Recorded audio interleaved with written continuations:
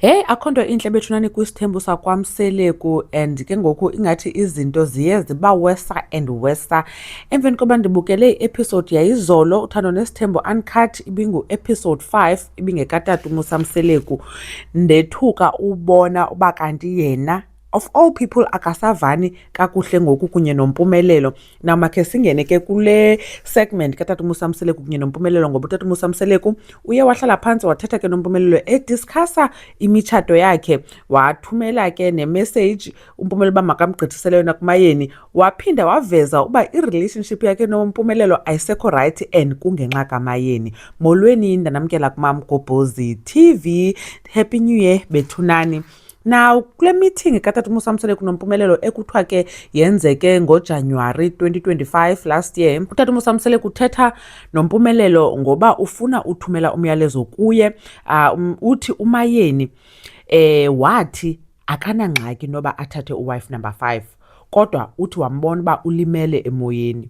Uthi ke uMayeni emveni koba wenza i-operation, yakhumbula uMayeni wayenengxaki nee-nerves egula wokwenza i-operation, uthi waqaphela ke uba utshintshile emveni kwalaa operation, so ucinga uba laa operation yam-affecta, yabo. Wachaza kuMpumelelo uba akakwazi ukuya kwimizi emitsha yamakhosikazi akhe ashiye imzumbe yodwa. So kuba uMayeni belimele, uye wathatha i-decision yoba after right uza kuya kwaMayeni. Xa bebekhe waya wambona uba akekho right, so ngoku uyaphinda uyayeka ngokuya kulo mzi umtsha kaMayeni until abe right. Uzawukhabe ke ngoku ebasemzumbe, uyabo. Wachaza ke uba usamthanda uMayeni kodwa akayazi uba uMayeni yena usamthanda na. Uthi ingathi uhleli ngenxa yabantwana uMayeni phaa kulaa mtshato, akafuni nokuthi uhlaliswe ngumzi omtsha ngoba mhlambi akawuthatheli ntweni nalo mzi umtsha, mhlambi she doesn't appreciate. Wabetsho esitsho ke uba ngelo xesha kukho abantu abawufunayo laa mzi, yava. So ufuna uMpumelelo ke axele uMayeni uba akasuzawuphinda aye phana, ubuyela emzumbe ngoku, uzawuphinda aye ke kwaMayeni xa sembona uba ingathi urayithi. So ucela uMpumelelo athumele loo myalezo kuye. Now uthi uMpumelelo nomamakhe bangumntu oyi-one. Now ndiye ndabona ke emveni koba utata uMusamseleku ethethele nto uMpumelelo, uMpumelelo khange abe namazwi, uvele waphakama wabamba utatakhe isandla wahamba. So ndaqomba khona into ngathi uMpumelelo akekho right. Wathi ke waveza kutata uMusamseleku uba uMpumelelo noMayeni bangumntu oyi-one. Wachaza ke noba uMayeni xa kunye naye uyamrekhoda, and then emveni koba emrekhodile uye amamelise uMpumelelo. So uthi ke ngoku utata uMusamseleku uMayeni is turning uMpumelelo against him. So xa uMpumelelo engamfuni kungenxa kamamakhe, yayiva.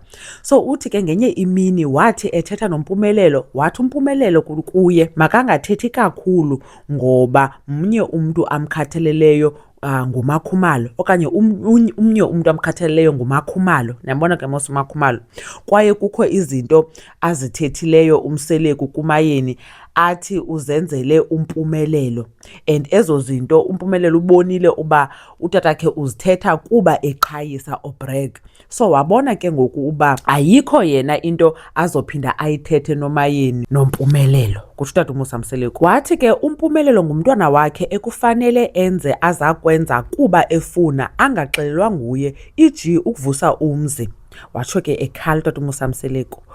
Wathi uMpumelelo ayingonyana nje, lo muzi xa engekho ufanele awushiye kuye. Waveza ke noba uMpumelelo unako ukumdelela, and uthi ke ngoku uMpumelelo umdelela ngoba yena elungile, like le character yakhe yokulunga kwakhe, ehlonipha. So like ubona ngathi umjongela phantsi, yabo. Sizofika uthi ke wamxelela uba uMpumelelo makayeke ufuna ulawula imitshato yakhe, lizawufika ixesha lakhe alawule okanye aphathe, but ngoku makamyeke enze owakhe umtshato ngohlobo enza ngalo. So uthi uMpumelelo umthatha weak ngenxa yoba yena elungile ngendlela angayo kunye namakhosikazi akhe. Hey, ndayethuka ke le nto ngoba kaloku sibazi bebevana gqithi noMpumelelo, and then abantu ke ku-social media bathi utata uMusamseleku ngoku uxakwe into yakhe ngoba umpumelelo enjeyana nje wenziwe nguye, ukhowutshwe nguye. uMayeni wade watsho wathi nguye imento kaMpumelelo. Kuthiwa uMayeni kudala ekuxela ngoMpumelelo ungamameli, so ngoku uMpumelelo ungoluhlobo angalo ngenxa yakhe. And then ke kuthiwa futhi ngubani umuntu ongazuthatha icala likamamakhe, because ke uMpumelelo nyani uyazalwa ke nguMayeni.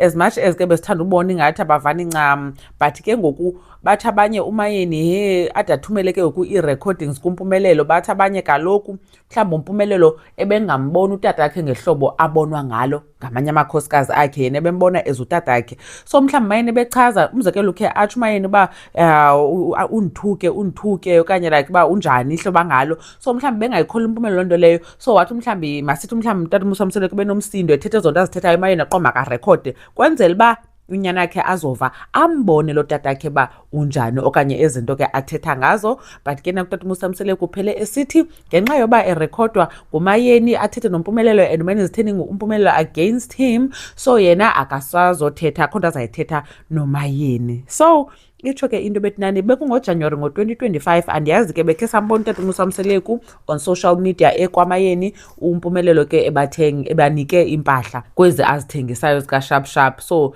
into seyide yaphinda yalunga. Sizawuthetha ke nangekaMangwabe bethunani ngoba uMangwabe naye uxelelwe the same story esi sixelelwe uMayeni. Khange kuthethwe nto, umzekelo khange asimbone ethetha noMakhumalo noMacele. Into endibonayo ingathi into kuMayeni noMangwabe ngoku, and ingathi ithanda ugxila kakhulu kuMayeni because zininzi into azithetha utata uMosamseleko ngelaa xesha ke yayila episode kaMayeni. uMangwabe yena uyazama ugqushalaza uzilwela, ewe ke nakuMangwabe usathatha ii-jabs, kodwa ingathi eyona target yakhe ngoku nguMayeni more than uMangwabe. Na uMakhumalo ukhe wathi vandla nakuye uba ngokuya wegula abantu zabamsapota wababiza bonke uMayeni, uMakhumalo noMangwabe, kodwa uMacele yena khangavele. Zayenza ivideo separate ngaleyo yokugula kwakhe ke ebethetha ngayo, but otherwise hayi ndiyayethuka mna leyo ba abe kanti akavani noMpumelelo, and then uMpumelelo ade atsho ba uvile ba bethetha nomamakhe echaza izinto amenzele zona, and ke kungathi bebreaka ngezo zinto. uMpumelelo naye makafunde uzenzela izinto zakhe, angaxhomekeki nomthetho wakhe uyabala kaloku uba wamnika imoto wamlobolela zonke ezo zinto.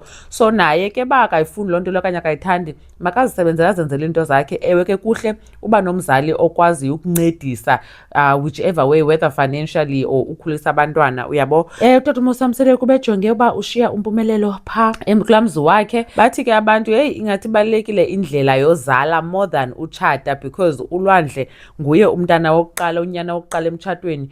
uMpumelelo yena zange asingomntana wasemtshatweni, umamakhe uye watshata mva senaye, but ke ngoku nguye ngoku oshiyeka nezinto. Asiyazi ke nobuMacele uzaziva njani ngaleyo into. Anyways guys, sawubona kwezinye iivideo ezilandelayo guys. Ndizawuthetha ngokugula katata uMosamseleko, ndizawuthetha ngento yakhe noMangwabe. Otherwise enkosi kakhulu ngothi nibukele le video. Happy 2026 bantu bam, bye.